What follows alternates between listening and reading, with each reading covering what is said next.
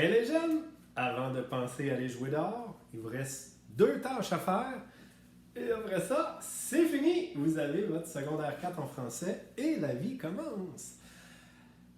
Bon, c'est quoi ces 2 petites tâches-là? En fait, c'est pas 2 petites tâches. J'ai fait un peu d'ironie. C'est, j'allais dire, le moment de l'année où tu dois me prouver que tu es capable d'aller en secondaire 5.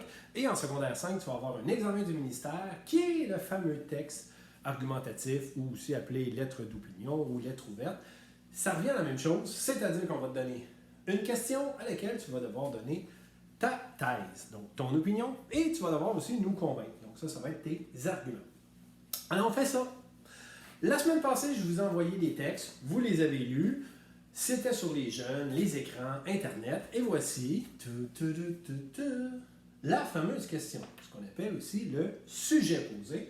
Ta génération consomme-t-elle trop d'Internet? Bonne question. Alors là, tu réfléchis. Il n'y a pas de mauvaise réponse. Il y a des élèves qui vont me dire, par exemple, je suis convaincu que ma génération utilise bien Internet. Super. D'autres qui vont me dire, non, ma génération passe trop de temps sur Internet. C'est une bonne réponse.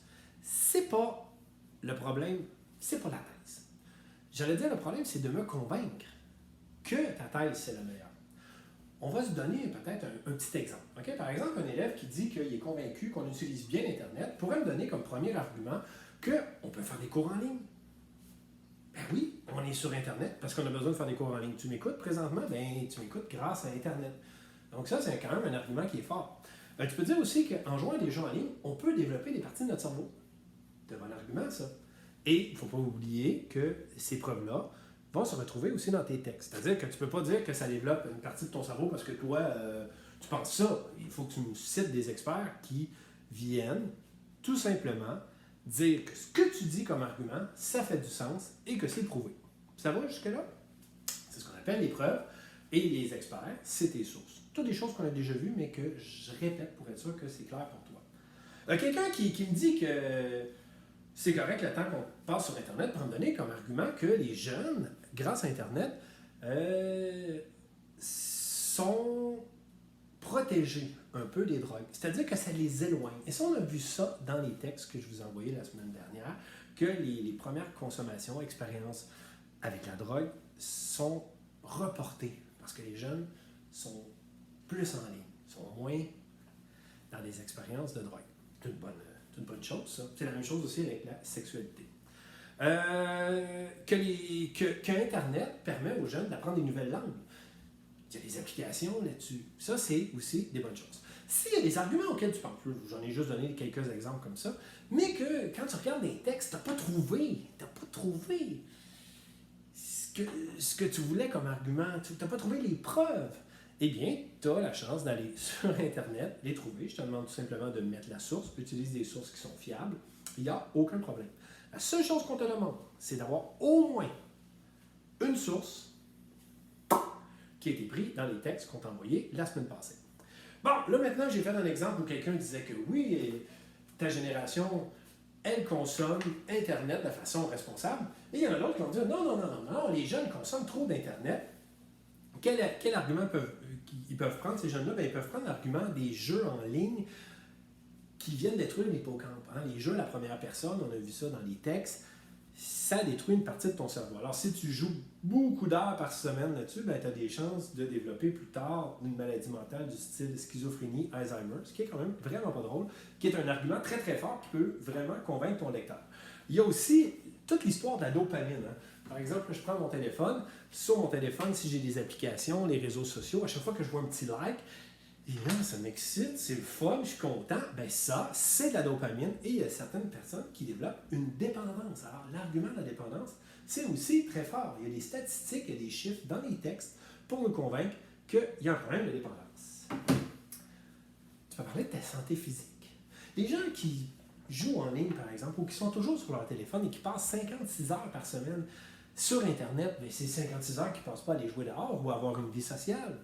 Alors, c'est aussi un argument que Internet peut détruire ta santé. Okay?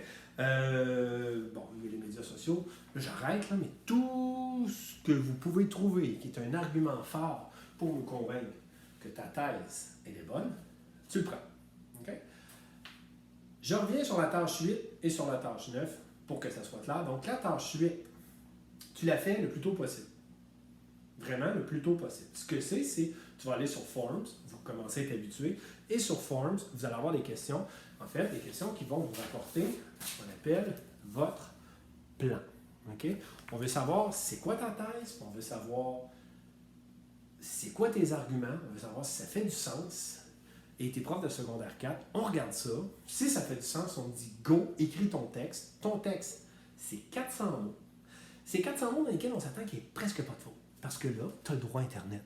Parce que là, tu as le droit à des logiciels comme Word qui vont mettre des petites lignes rouges en dessous de tes fautes. Fait que là, on s'attend que ton texte il soit presque parfait. Est-ce qu'on se comprend là-dessus?